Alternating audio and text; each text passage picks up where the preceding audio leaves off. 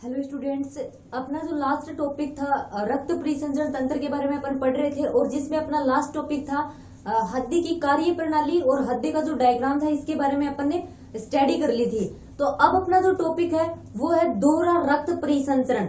अब ये दोहरा रक्त परिसंचरण क्या होता है? मानव में जो रुधिर परिसंचरण होता है उसको दोहरा रुधिर परिसंचरण कहा जाता है। और उसको दोहरा रुधिर परिसंचरण क्यों कहा जाता है? क्योंकि मानव में शरीर में रुधिर या उसका परिसंचरण होने के लिए रक्त जो होता है उसको 2 बार हड्डी से गुजरना पड़ता है, इसीलिए इसको क्या बोला जाता है? दोहरा रक्त परिसंचरण। अब 2 बार कैसे? एक बार तो अपना जो दायां पार्ट होता है हार्ट का, उससे क्या होगा? अशुद्ध रक्त आएगा, शरीर के विभिन्न भागों से अशुद्ध रक्त आएगा और फिर ये अशुद्ध रक्त कहाँ पर जाएगा? अपने फेफड़ों में जाएगा। ठीक है, अपन ने पढ़ा था दाएं आलिन से दाएं नीले में आएगा, दाएं नीले से फिर अपनी फुफ्फुसीय धमनी से होता हुआ फेफड़ों में चला जाता है और फेफड़ों में वहां पर अपना ब्लड प्यूरिफाई हो जाता है। ठीक है, ब्लड प्यूरिफाई होकर मतलब शुद्ध होकर फिर किस में आ जाता है? फुफ्फुसीय शिराओं के द्वारा अपने बाएं आलिंद में, बाएं नीले में, अपने बॉडी के बाएं जो अपने हार्ट का बायां पार्ट होता है उसमें आ जाता है और फिर इस बाएं पार्ट से जो धमनी होती है उन धमनियों के द्वारा पूरी बॉडी में क्या कर दिया जाता है? इसको ट्रांसफर कर दिया जाता है। ठीक है, इस प्रकार इसीलिए इसको दोहरा रक्त परिसंचरण बोला गया है, क्योंकि मानव जो होता है उसमें क्या होता है कि जो रुधिर होता है उसके परिसंचरण के लिए वो हड्डी से 2 बार गुजरता है। एक बार अशुद्ध रक्त गुजरा फिर वापस से शुद्ध होकर गुजरता है, इसी को बोलते हैं दोहरा रक्त परिसंचरण। अब इस दोहरे रक्त परिसंचरण का महत्व क्या होता है? दोहरे रक्त परिसंचरण के कारण क्या होता है कि जो अपना शुद्ध और अशुद्ध रक्त मतलब ऑक्सीजन जनित और ऑक्सीजन रहित जो रुधिर होता है वो अपनी रुधिर वाहिनियों में आपस में मिल नहीं पाता है, ये इसका एक बेनिफिट होता है। ठीक है, तो दोहरा रक्त परिसंचरण के बारे में या तो इसकी डेफिनेशन पूछ लेंगे या फिर इसका महत्व पूछ लेंगे। तो दोहरा रक्त परिसंचरण क्या होता है? हड्डी से जो रुधिर होता है अपना वो 2 बार गुजरता है, एक बार शुद्ध और एक बार अशुद्ध रुधिर जो होता है उसी को अपन बोलते हैं दोहरा रक्त परिसंचरण। अब इसके आगे दोहरा रक्त परिसंचरण के बाद में अपना टॉपिक आता है लसिका तंत्र के ऊपर। और अपना ये लसिका तंत्र जो होता है वो किससे मिलकर बना होता है? लसिका तंत्र अपना लसिका तंत्र लसिका वाहिनियों और लसिका पर्व से मिलकर बना होता है। लसिका तंत्र के अंदर लसिका जो होता है वो तरल रूप से बहता रहता है और ये लसिका आखिर होता क्या है? अपनी रुधिर कोशिकाओं में जो रक्त होता है वो दाब के कारण छन जाता है, उसी को क्या बोला जाता है? उसी को अपन लसिका बोलते हैं। लेकिन क्या होता है? ये रंगहीन होता है। रंगहीन क्यों होता है? अपना ब्लड जो होता है, अपना रुधिर जो होता है उसमें क्या पाया जाता है? उसमें उसमें रक्ताणु पाए जाते हैं। आरबीसी की उपस्थिति के कारण अपने ब्लड का कलर रेड होता है क्योंकि उसमें हीमोग्लोबिन प्रेजेंट होता है।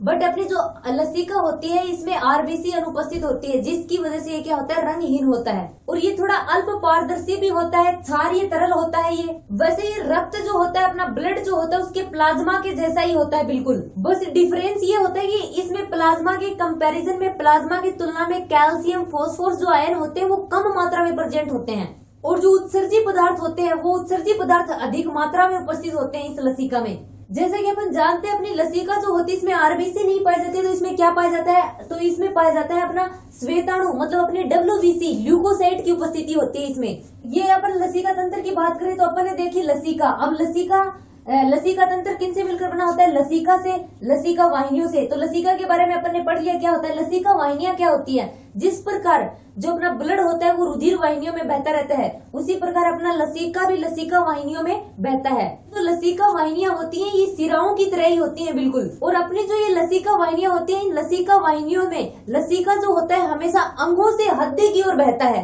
और अपनी जो सिराएं होती हैं उन सिराओं की कंपैरिजन में इन लसिका वाहिनियों का दाब कम होता है। ऐसे अगर देखा जाए तो इसमें 2 प्रकार की वाहिनियां होती है, वक्षीय वाहिनियां और दाई लसिका वाहिनी। ठीक है, अब आगे अपना जो होता है इसमें और क्या पाए जाते हैं? लसिका पर्व उपस्थित होते हैं। अब ये लसिका पर्व क्या होते हैं? जो अपनी लसिका वाहिनियां होती हैं उन लसिका वाहिनियों में जगह जगह पर लसिका गांठें उपस्थित होती हैं और इन गांठों के अंदर लसिका कोशिकाओं का जाल लिम्फोसाइट स्थित होती है। ठीक है, इन गांठों के अंदर लसिका कोशिकाओं का जाल लिम्फोसाइट की जो कणिकाएं होती है वो उपस्थित होती हैं। अब आगे अगर अपन देखें इस लसिका तंत्र का आखिर वर्क क्या होता है, फंक्शन क्या होता है, क्या कार्य करता है ये? जैसा कि अपन जानते हैं अपनी लसिका जो होती है उसमें क्या पाई जाती है? ओनली डब्ल्यूबीसी आरबीसी पाए जाते हैं। श्वेताणुओं की उपस्थिति के कारण ये भक्षण का कार्य करती हैं। भक्षण किनका? रोगाणुओं का। इसके अलावा जो अपना ये लसिका तंत्र होता है, ये अवशोषित पदार्थ जैसे वसा हो गई, इनके परिवहन में सहायक होता है। और जो अपनी लसिका जो होती है, वो लसिका रक्त और ऊतकों के मध्य मध्यस्थता का कार्य करता है। ये रक्त से क्या लेता है?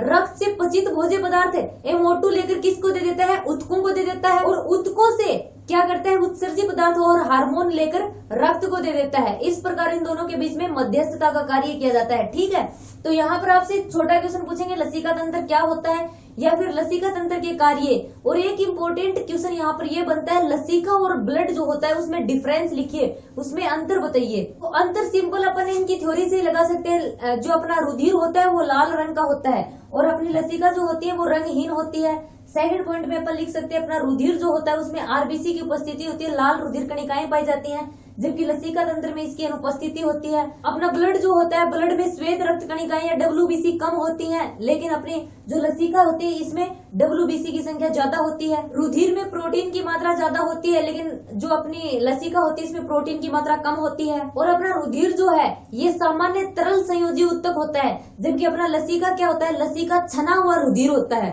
ठीक है, तो यहाँ पर अपना लसिका तंत्र भी कंप्लीट हो जाता है। अब अपने इस लेसन का सिर्फ एक लास्ट टॉपिक बचता है, जो क्या है? रक्त एवं परिसंचरण तंत्र से संबंधित रोग, डिसऑर्डर्स। और रक्त और परिसंचरण तंत्र से संबंधित अगर मेन बीमारियों के, मेन डिसऑर्डर की अपन बात करें तो सबसे पहले है उच्च रक्तचाप। तो उच्च रक्तचाप क्या होता है? अपनी धमनी जो होती है, एक स्वस्थ मनुष्य में धमनियों में अनुशीतलन, और ये जो अपने पढ़ा था अनुशीतलन और प्रकुंचन के समय, अनुशीतलन एवं प्रकुंचन के समय जो दाब होता है उसकी एक क्या होती है? वो उसकी एक निश्चित मात्रा होती है। तो उच्च रक्तचाप क्या होता है? एक स्वस्थ मनुष्य के अंदर अनुशीतलन एवं प्रकुंचन के लिए धमनी में दाब की जो मात्रा होती है वो निश्चित होती है। अब वो निश्चित कितनी होती है? मतलब प्रकुंचन के टाइम तो होती है 120 mmHg, ठीक है, 20 mmHg, और स्थिलन के टाइम होती है 80 mmHg। ठीक है, ये नियत दाब होता है। लेकिन अगर इससे ज्यादा दाब अगर होता है तो उस समय क्या होता है? उच्च रक्तचाप की स्थिति हो जाती है। जिससे क्या होता है? जिससे अपने हृदय पर, मस्तिष्क पर प्रतिकूल प्रभाव पड़ता है। ठीक है, अगर सेकंड डिसऑर्डर की अपन बात करें तो हृदय धमनी रोग। हृदय धमनी रोग क्या होता है? इस रोग को किस रूप में बताया जाता है? एथेरोकाठिन्य या एथेरोस्क्लेरोसिस। ठीक है, हृदय धमनी रोग को एथेरोकाठिन्य या एथेरोस्क्लेरोसिस के रूप में बताया जाता है। और इसमें होता क्या है? इस रोग में अपने हृदय पेशी को रक्त पहुंचाने वाली जो वाहिनियां होती हैं वो वाहिनियां प्रभावित होती हैं। अपनी जो धमनियां होती है उन धमनियों के अंदर कैल्शियम, वसा, कैल्सिरोल जो होते हैं उनका जमाव होना शुरू हो जाता है, और जो धमनी की गुहा होती है वो संकरी हो जाती है। ठीक है, हृदय धमनी रोग में या तो आपसे क्वेश्चन पूछ सकते हैं हृदय धमनी रोग क्या होता है, या फिर डायरेक्ट पूछ लेंगे एथेरोकाठिन्य या फिर एथेरोस्क्लेरोसिस क्या होता है। तो ये तीनों एक ही बात होती है। ठीक है, अगर तीसरी डिसीज की अपन बात करें तो इसमें आएगा हृदयपात।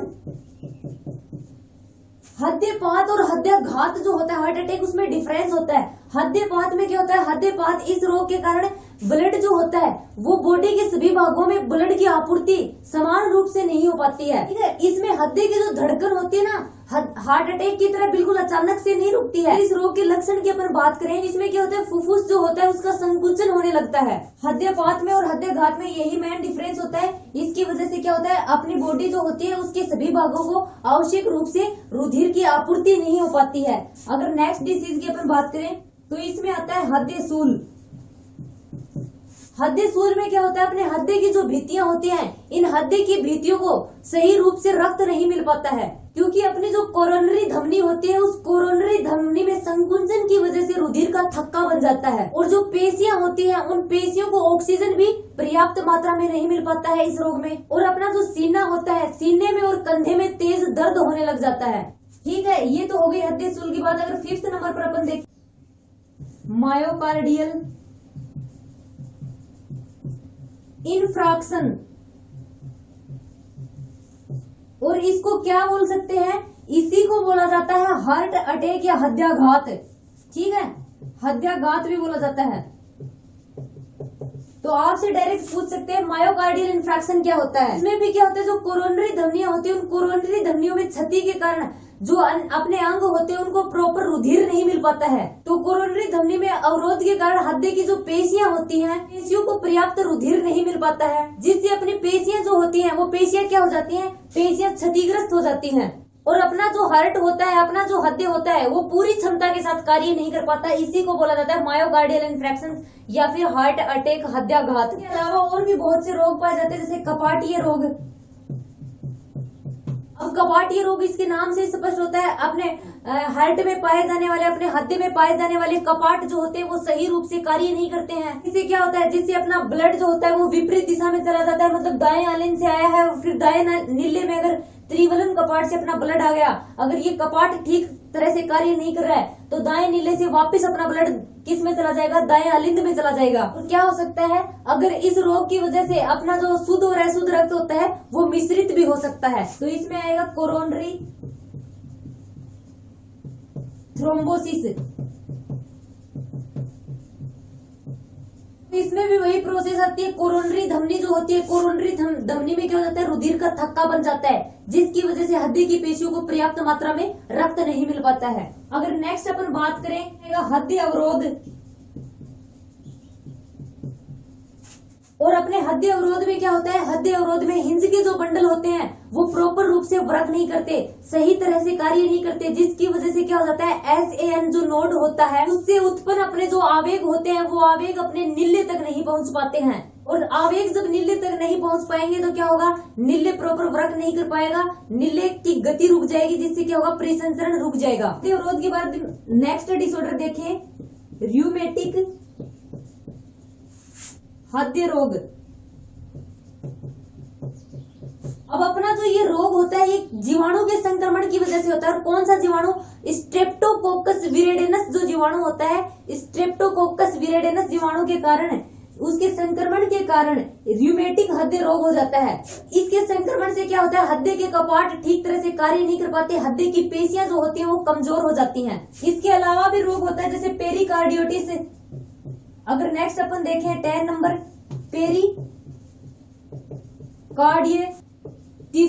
इसमें क्या होता है, ये भी जीवाणु के संक्रमण की वजह से होने वाला रोग होता है। जीवाणु के संक्रमण की वजह से क्या होता है, अपना पेरिकार्डियम जो होता है, अपना हृदयावरण जो होता है उसमें सूजन आ जाती है। हृदयावरण में क्या होता है, अपना हृदयावरणीय द्रव्य भरा रहता है और उस हृदयावरणीय द्रव्य में क्या हो जाता है, और वो हृदयावरणीय द्रव्य जो होता है अपना इस रोग की वजह से वो ज्यादा मात्रा में जमा होने लगता है। क्या होता है, जिससे अपना हृदय जो होता है वो बढ़ जाता है और दबाव में रहता है। ये बहुत ही ज्यादा घातक अवस्था होती है अपने हार्ट की। ठीक है, ये तो हो गए अपने हार्ट से रिलेटेड डिसीज। तो यहाँ पर अपना कंप्लीट हो जाता है ब्लड सर्कुलेटरी सिस्टम का ये लेसन।